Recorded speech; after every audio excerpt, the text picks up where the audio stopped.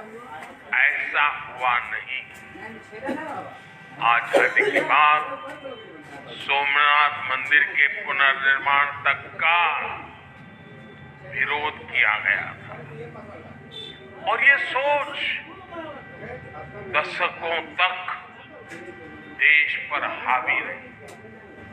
इसका नतीजा ये हुआ कि देश हीन भावना के गर्त में चला गया, अपनी विरासत पर गर्व करना भूल गया। लेकिन भाई और बहनों, आजादी के 7 दशक बाद आज समय का चक्र एक बार फिर घुमा है।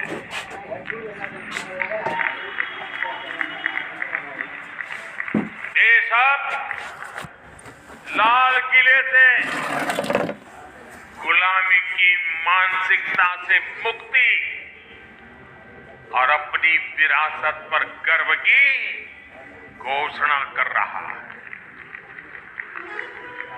जो काम सोमनाथ से शुरू हुआ था वो एक अभियान बन गया है।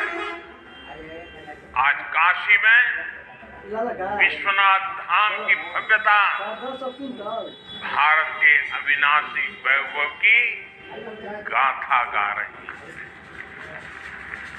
आज महाकाल महालोक हमारी अमरता का प्रमाण दे रहा है। आज केदारनाथ धाम भी विकास की नई ऊंचाइयों को छू रहा है। बुद्ध सर्किट का विकास करके भारत एक बार फिर दुनिया को बुद्ध की तपोभूमि पर आमंत्रित कर रहा है। देश में राम सर्किट के विकास के लिए भी तेजी से काम हो रहा है और अगले कुछ सप्ताह में अयोध्या में राम मंदिर का निर्माण भी पूरा होने जा रहा है। साथियों, हम समग्र विकास की ओर कदम तभी बढ़ा पाते हैं जब देश अपनी सामाजिक सच्चाइयों और सांस्कृतिक पहचान का समावेश करता है। इसलिए आज हमारे तीर्थों का विकास भी हो रहा है और भारत आधुनिक इंफ्रास्ट्रक्चर में नए रिकॉर्ड भी बना रहा है। आज देश में विकास की रफ्तार क्या है, इसकी झलक आपको अकेला बनारस ही दिखा देता है। काशी विश्वनाथ धाम ये परिसर का निर्माण हुए पिछले सप्ताह ही 2 साल पूरे हुए हैं। इसके बाद से बनारस में रोजगार और व्यापार कारोबार एक नई तेजी पकड़ चुका है। पहले एयरपोर्ट पर पहुंचते ही चिंता होने लगती थी कि शहर तक कैसे पहुंचेंगे। टूटी सड़कें, हर और अव्यवस्था, यही बनारस की पहचान थी। लेकिन अब बनारस का मतलब है विकास। अब बनारस का मतलब है आस्था के साथ आधुनिक सुविधाएं। अब बनारस का मतलब है स्वच्छता और बदलाव। बनारस आज विकास के अद्वितीय पथ पर अग्रसर है। वाराणसी में कनेक्टिविटी बढ़ाने के लिए पिछले लगभग 9 सालों में ऐतिहासिक कार्य हुए। वाराणसी से सभी शहरों को जोड़ने वाली सड़कें या तो 4 लेन की हो गई हैं या फिर 6 लेन की बना दी गई है। पूरी तरह नई रिंग रोड भी बनाई गई है। वाराणसी में नई सड़कों का जाल बिछाया जा रहा है। पुराने के साथ ही नए क्षेत्रों को भी विकसित किया जा रहा है। बनारस में रेलवे स्टेशनों का विकास हो, बनारस से नई नई ट्रेनों की शुरुआत हो, डेडिकेटेड फ्रेट कॉरिडोर का काम हो, एयरपोर्ट पर सुविधाओं का विस्तार हो, गंगा जी पर घाटों का पुनर्निर्माण हो, गंगा में क्रूज चलाना हो, बनारस में आधुनिक अस्पतालों का निर्माण हो, नई और आधुनिक डेयरी की स्थापना हो, गंगा किनारे किसानों को प्राकृतिक खेती के लिए मदद हो। हमारी सरकार यहाँ के विकास में कोई कोर कसर बाकी नहीं छोड़ रही। बनारस के युवाओं के कौशल विकास के लिए यहाँ ट्रेनिंग संस्थान भी खोले गए। सांसद रोजगार मेले के माध्यम से भी हजारों युवाओं को रोजगार मिला है।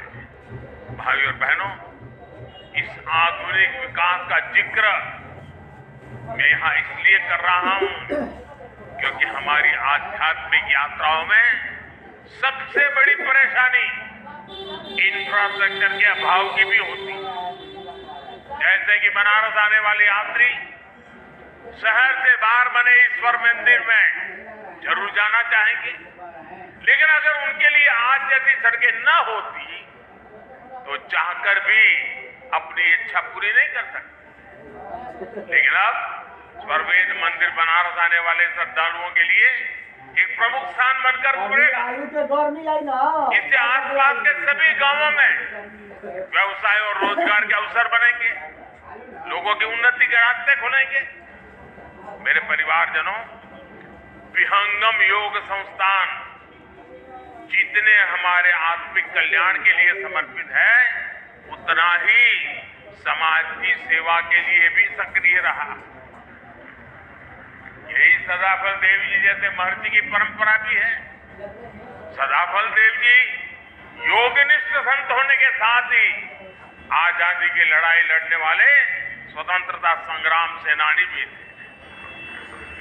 आज आजादी के अमृतकाल में उनके संकल्पों को आगे बढ़ाना उनके हर एक अनुयायी का दायित्व है। मैं पिछली बार जब आपके बीच आया था तो मैंने देश की कुछ अपेक्षाएं भी आपके सामने रखी थी। आज एक बार फिर मैं आपके सामने 9 संकल्प रख रहा हूं, 9 आग्रह रख रहा हूं। और अभी मुझे विज्ञान देव जी ने याद भी करवाया कि मैंने पिछली बार क्या कहा था। मेरा पहला आग्रह है, पानी की बूंद बूंद बचाइए और जल संरक्षण के लिए ज्यादा से ज्यादा लोगों को जागरूक करिए। दूसरा, गांव-गांव जाकर लोगों को डिजिटल लेन देन के प्रति जागरूक करिए, ऑनलाइन पेमेंट सिखाइए। तीसरा, अपने गांव, अपने मोहल्ले, अपने शहर को स्वच्छता में नंबर 1 बनाने के लिए काम करिए। चौथा, जितना हो सके आप लोकल को, स्थानीय प्रोडक्ट को प्रमोट कीजिए, मेड इन इंडिया प्रोडक्ट्स का इस्तेमाल करिए। पांचवा, जितना हो सके पहले अपने देश को देखिए, अपने देश में घूमिए, और अगर दूसरे देश जाना हो तो जब तक पूरा देश नहीं देख लेते विदेशों में जाने का मन नहीं करना चाहिए। और मैं आजकल तो ये बड़े बड़े धन्ना सेठों को भी कहता रहता हूं कि विदेशों में जाकर के शादी क्यों कर रहे हो भाई? तो मैंने कहा, मेड इन इंडिया, इंडिया में शादी करो। मैं सच्ची बात कहता हूं, प्राकृतिक खेती के प्रति किसानों को ज्यादा से ज्यादा जागरूक करते रहिए। मैंने ये आग्रह पिछली बार भी आपसे किया था, फिर इसे दोहरा रहा हूं। ये धरती मां को बचाने के लिए बहुत जरूरी अभियान है।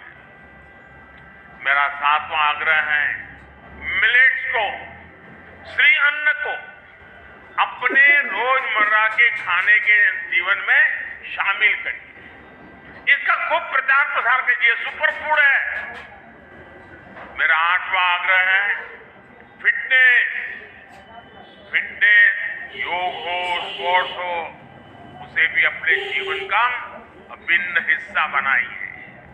और 9वां आग्रह है, कम से कम एक गरीब परिवार का संबल बनिए, उसकी मदद करिए। ये भारत में गरीबी दूर करने के लिए जरूरी है। आजकल आप देख रहे हैं विकसित भारत संकल्प यात्रा चल रही है। मैं कल शाम को इससे जुड़े कार्यक्रम में शामिल हुआ। अभी कुछ देर बाद यहां से मैं फिर विकसित भारत संकल्प यात्रा में शामिल होने जा रहा हूं। इस यात्रा के प्रति जागरूकता फैलाने का दायित्व आप सभी का भी है, हर धर्मगुरु का भी है।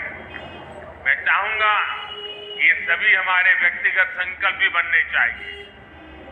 गांव विश्वस्य मातरः का जो आदर्श वाक्य है, ये हमारे लिए आस्था के साथ साथ व्यवहार का भी हिस्सा बनेगा, तो भारत और तेजी से विकसित होगा। इसी भाव के साथ मैं आप सभी का बहुत बहुत धन्यवाद करता हूं। और पूज्य संतों ने मुझे जो मान सम्मान दिया, मैं उनका भी हृदय से धन्यवाद करता हूं।